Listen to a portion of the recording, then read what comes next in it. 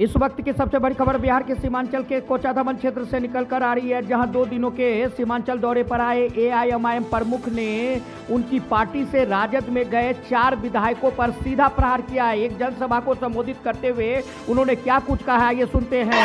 अरे हम तो तुमको अपने कंधे पर बिठाया था, सीमांचल की जनता ने।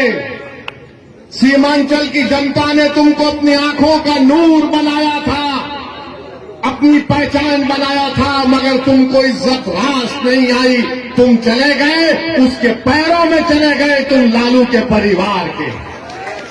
अरे बेशर्मो, कभी तो अपनी इज्जत का तो ख्याल कर लेते।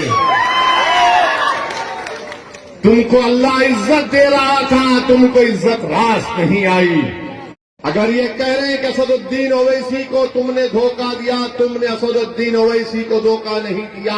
तुमने कोचाधामन के गरीबों और मजलूमों, नौजवानों को और माँ और बहनों के पीठ में तुमने खंजर घोंपा है, और कभी भी यहाँ की आवाम तुमको माफ नहीं करेगी।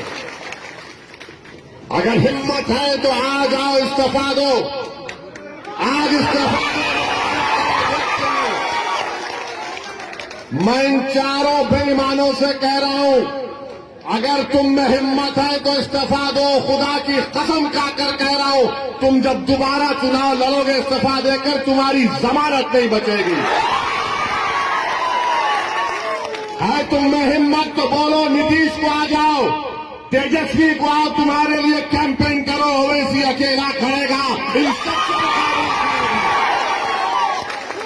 मगर इस्तीफा नहीं देंगे, इस्तेसाल करेंगे। इनमें हिम्मत नहीं है इस्तीफा देने की।